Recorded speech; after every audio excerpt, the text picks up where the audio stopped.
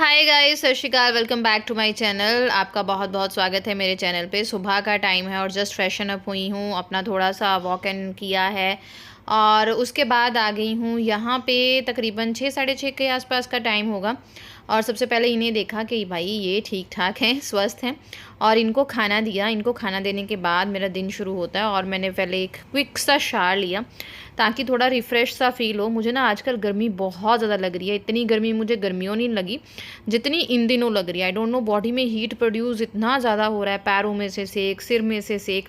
तो एक क्विक सा फटाफट से जो होता है ना शावर मैं लेके आ गई और उसके बाद मैंने सबसे पहले तो किचन की सेल्फ़ को अच्छे से क्लीन किया। नो डाउट रात को क्लीन करके ही सोती हूँ, बट ऐसा है कि अब ना उतना काम नहीं हो पाता है जितना मुझे चाहिए होता है। जितनी रगड़ रगड़ के सफाई मैं करती हूँ उतनी हो नहीं पाती। तो मुझे ना ये होता है कि कहीं कोई कीड़ा वीड़ा ना हो किचन में जो रात को घूम के चला गया हो और मुझे पता ही ना लगा हो। तो एक बार उठ के किचन को अच्छे से क्लीन करती हूँ और एक दो बर्तन होते हैं जो आजकल रात को रह जाते हैं। कई बार मुझे रात को क्रेविंग होती है या भूख लगी होती है, तो अपनी क्रेविंग को भी मैं हेल्दी वे में ही सेटिस्फाई करने की कोशिश करती हूँ। तो कई बार दूध वगैरह गर्म करके पिया होता है या चाय ही पी होती है लेट नाइट, तो बस वो 2-4 बर्तन होते हैं जो धोए। और उसके बाद ऋत्वी के लंच बॉक्स की तैयारियाँ हो गई हैं शुरू।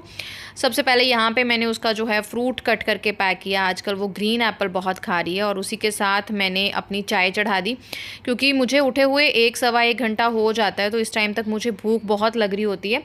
चाय का वैसे मैं इतना शौकीन नहीं हूँ, दिन में सिर्फ 2 बार या बस 1 बार ही पीती हूँ। सुबह तो मुझे चाहिए ही चाहिए।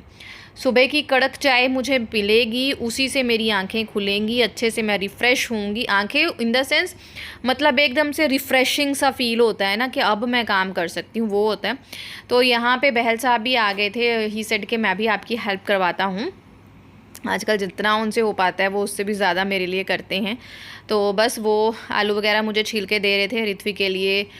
थोड़ी सी सूखी सब्ज़ी बनाने वाली हूँ बीन्स की, और यहाँ पे उसकी वाटर बॉटल वगैरह फ़िल कर रही हूँ। ये छोटे छोटे काम होते हैं, जो होते तो छोटे छोटे हैं लेकिन फिर भी टाइम कंज्यूमिंग होते हैं, है ना।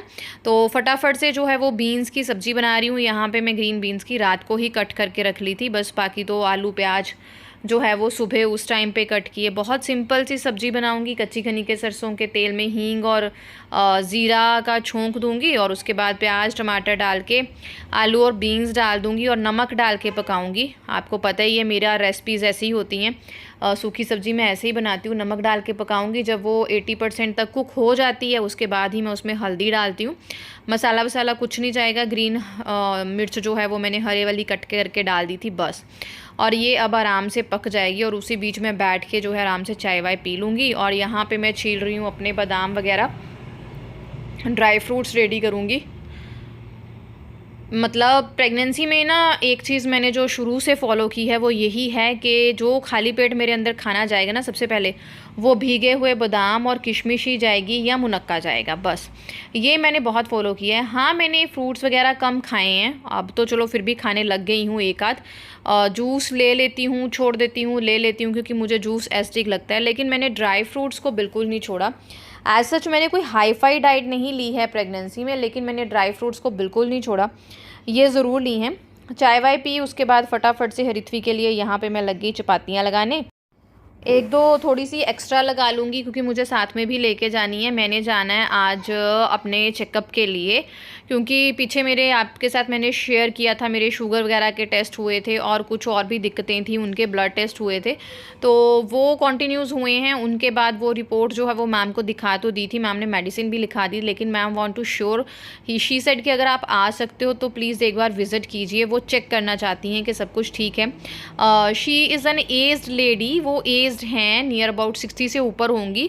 और वो ना एक मदर की तरह चेक करती है अपने पेशेंट को और ना एकदम से डिटेल में रहती है, बार बार चीज़ों को पढ़ती है, सेटिस्फाई जब तक नहीं होती मतलब प्यार से समझाती है, एक दिलासा देती है। बहुत अच्छी लेडी मुझे ये इस टाइम पे प्रेगनेंसी पे मुझे बहुत अच्छी डॉक्टर मिली हैं। तो बस एक दो चपातियाँ फालतू बना लूँगी या साथ में ले लूँगी, क्योंकि खाती आजकल जैसे डॉक्टर ने बताया है कि आपको बहुत कम कम खाना है, भूख रखते हुए खाना है, लेकिन बार बार खाते जाना है। बाकी बार तो ऐसा होता है कि एक चपाती खा के हटी, घंटे बाद फिर से एक चपाती खा रही हूँ, ऐसे भूख लग जाती है। तो बस यही सुबह का रूटीन जो है वो चल रहा है। और आज थोड़ी सी रश एंड रश फटाफट कर रही हूँ क्योंकि जाना है चेकअप के लिए और दूर है, और हृथ्वी के घर आने से पहले हमें वापस आना है। 1.5-2 घंटे की दूरी है, मेरे मायके साइड हमें जाना होता है। तो यहाँ पे हृथ्वी के लिए बना रही हूँ नाश्ता। सिंपल आलू सैंडविच बनाऊंगी, लेकिन थोड़ा सा ना ट्विस्ट के साथ बनाऊंगी। आलू पनीर और प्याज की फिलिंग थी, जो मैंने ब्रेड की एक साइड मेयोनीज़ लगाई, एक साइड पिज़्ज़ा पास्ता सॉस लगाई और उस फिलिंग को मैंने फिल कर दिया। अब हम इस सैंडविच को तड़का मार के बनाएंगे, लेकिन मैंने आज मक्खन यूज़ नहीं किया, घी यूज़ नहीं किया, क्योंकि हृथ्वी का गला थोड़ा थोड़ा मुझे ख़राब लग रहा है, रह रह के उसे खांसी होती है या कुछ ऐसा होता है। तो घी मक्खन नहीं दे रही हूँ। कच्ची घनी का सरसों का तेल लेके मैंने तवे को ग्रीस किया। पहले मैंने तवे को अच्छे से गर्म किया था, फिर हल्का सा तेल लेके ग्रीस करके यहाँ पे मैं ब्रेड को उल्ट पुल्ट करके ना अच्छे से पहले रोस्ट कर लूँगी। 80% तक उसे अच्छे से रोस्ट कर लूँगी और फिर उसको मारूँगी एक तड़का राई और कड़ी पत्ता का। ये ना मैंने पिछले कल हृथ्वी को बना के दिया था दही वाला सैंडविच, तो उसको मारा था, तो हृथ्वी को बहुत पसंद आया। तो शी सेड के मेरे को ना मम्मा ब्रेकफास्ट में वो ही चाहिए।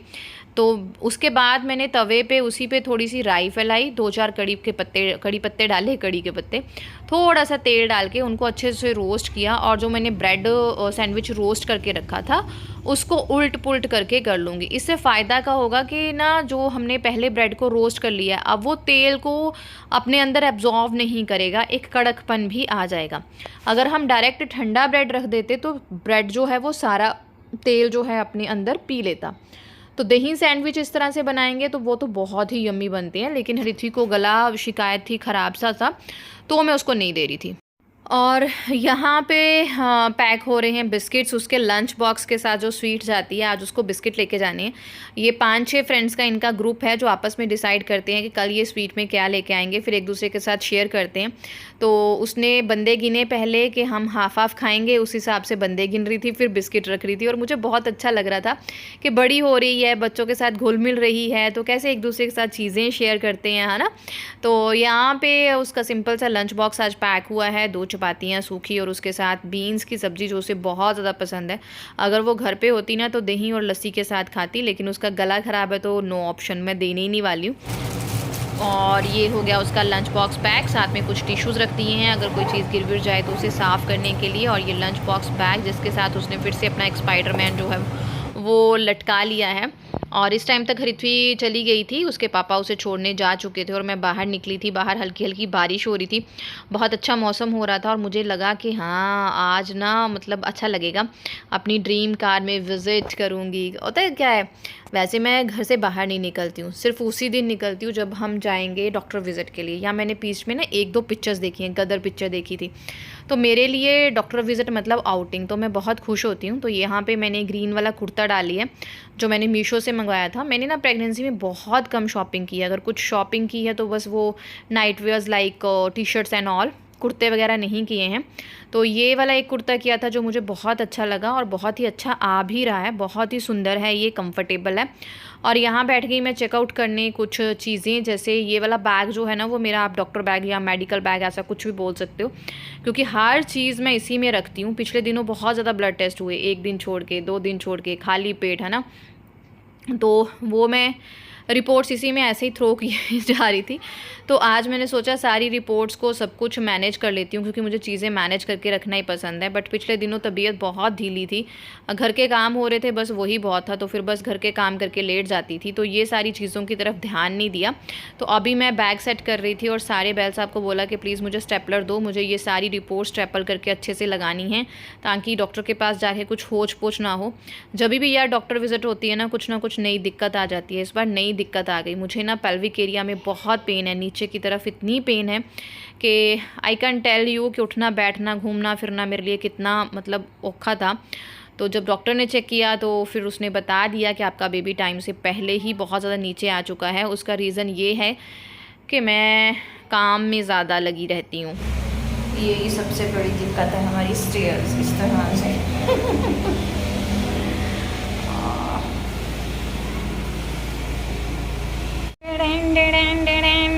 और और फिर हम निकल गए। और ये मेरी पंजाबी जुत्ती, आई लव दिस, इसलिए मैंने इसको भी शूट कर लिया।